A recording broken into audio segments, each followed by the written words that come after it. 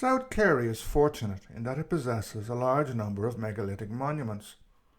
There's something special about these, whether they are standing stones, stone circles, stone rows, or even tombs. Their size, their mystery, their grandeur, or just the fact that they've lasted for hundreds of or thousands of years attracts people to them. It also attracts scholars, and as a result there are many controversies, as academics and specialists have sought to explain what these stones are for, who built them, and why. Like many other areas of history, the more we find out about them, the more questions arise. Indeed, acknowledging our ignorance is important here, rather than claiming a certainty that cannot exist. Much has been discovered about these types of stones, but there's so much more to find out. Kerry itself has 82 stone rows, of which around 15 are in Iveragh. One of these, and about which little is known, is Doory Stone Row. Although it's easy to get to, it's rarely visited. This is a pity as it's beautifully located. Moreover, close by is the amazing Dory standing stone, the tallest standing stone in Iveragh, around 4.4 meters high. The row itself is formed by 3 stones running over 8.3 meters, while there's another stone 15 meters to the southwest, which appears to be connected to the row. It's not a very high stone row. The tallest stone is 1.9 meters high, 1.4 meters wide, and 0.4 meters thick.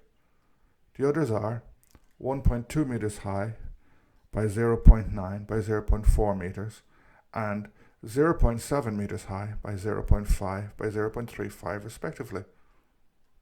The outlier, which appears to be in line with the others, is 1.55 meters high, 0.7 meters wide, and 0.6 meters thick. The row is oriented in a northeast-southwest direction. However, its astronomical alignment is a bit more complicated to obtain. I'll discuss a little about this below.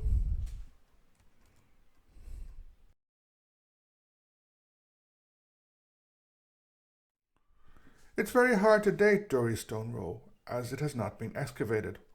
Few stone rows have. Moreover, with stone monuments like these, excavation does not always result in conclusive evidence of when they are built. What can often be found is evidence of use of the land over long periods of time. Although different specialists have proposed different time frames, broadly speaking, the Munster stone rows seem to have been built between 1650 BC and 800 BC, during the Middle and Late Bronze Age. In his article on the Prehistory of Kerry, William O'Brien argues that around 1500 BC, new types of ritual monuments appear in the Kerry landscape. These include stone circles and stone rows, often appearing in conjunction with boulder burials or radial stone cairns. He calls these a stone circle complex, an interesting idea.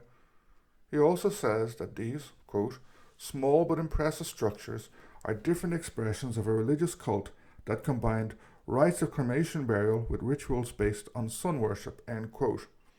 And that looking at the alignment of stone circles and stone rows, a religious imperative can be seen in their alignment, and that they were used for funerary purposes and religious observance in the late Bronze Age.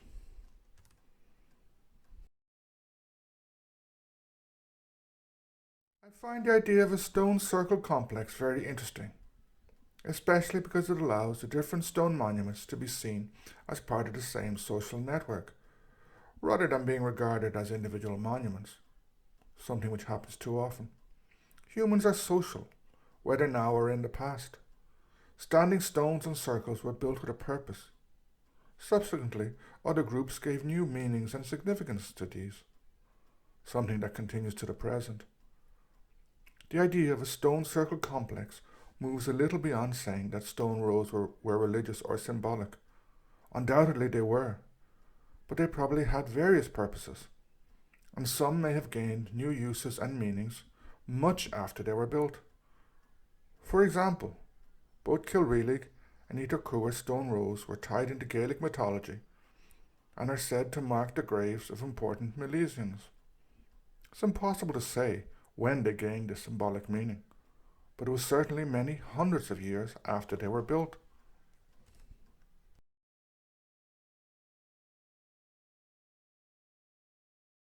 In Ireland, stone rows are concentrated in two large groups, one in Tyrone and Derry, and the other in Cork and Kerry. Both groups differ a lot from each other. In the Ulster group, stones occur in large numbers close together and are rarely more than 1 metre high. They can also be set tangentially to stone circles and can extend for 30 metres or more in length.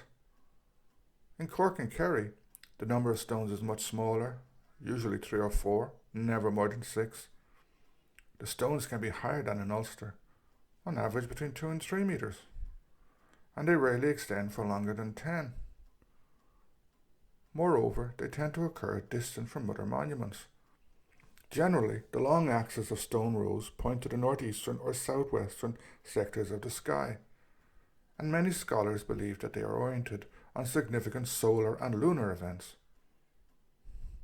Ruggles, who's done much work in this area, and who studied the stone rows in Cork and Kerry, argues that prominent hilltops and the rising and setting position of the moon played an important role in the positioning of many of these stone rows.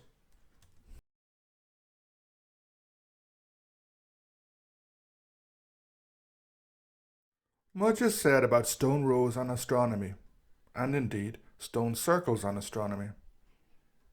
Those who built many of the ancient stone monuments in Ireland and elsewhere had a knowledge of astronomy, perhaps most exemplified in Newgrange in Ireland, but many stone rows, tombs, and even some old ring forts seem to have been aligned with solstices or with lunar events. However, as Clive Ruggles points out, it is important when looking at this area not to make too many presumptions about the astronomical knowledge of ancient people, especially not to suppose that they used the same concepts that are now used.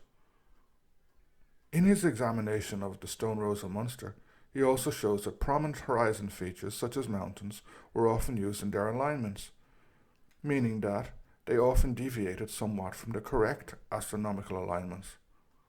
Nevertheless, this was important, as it allowed them to fulfill their symbolic function.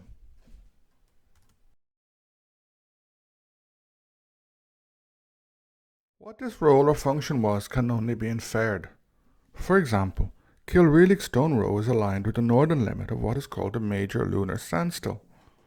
According to Lynch, Dory had a different alignment, one that is almost the opposite, as it is aligned to the west of the southern limit of the major lunar standstill.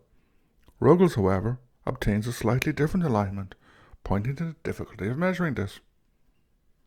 The southern limit of the major lunar standstill is the most southern point of an 18.6-year cycle, which indicates that those who built it had a good knowledge of astronomy. However, it is useful to take Ruggles' warning into account here, that while stone rows were aligned with astronomical events, prominent horizon features also played a role.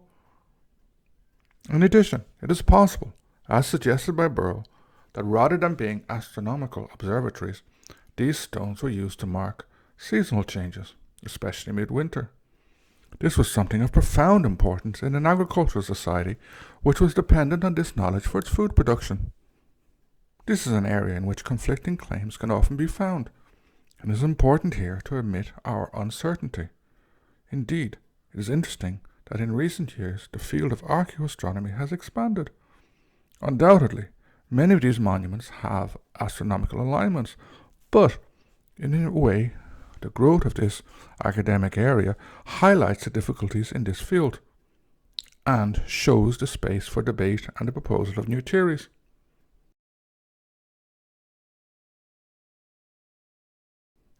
The reason for the alignment of these stones is a question that can only be answered with speculation.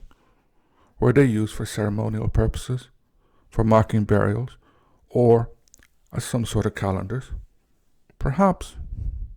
But they could have also had more mundane purposes, such as marking boundaries or for directions.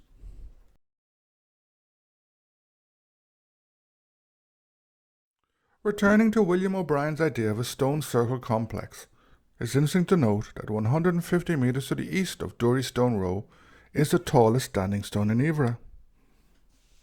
Like the Stone Row, it is in a beautiful location. It stands 4.4 meters high, it's 1.04 meters wide and 0.42 meters thick. It's hard to appreciate the height of the stone without seeing it, as it really towers above the landscape. Indeed, it's so high that it's difficult to take a photo of it up close. Standing beside it makes you feel small and almost insignificant.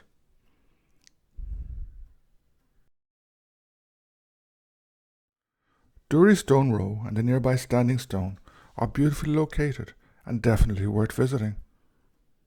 In addition, they're remarkably easy to reach. I would strongly recommend a visit to them. Only a few minutes off the Ring of Kerry Road, in a very peaceful place overlooking the Inny Valley. It is somewhere to visit quietly, even silently. A place to contemplate life and listen to the sound of the birds, which were singing loudly when we visited in February. While they may not be well known, Doory Stone Row and Doory Standing Stone are very special places.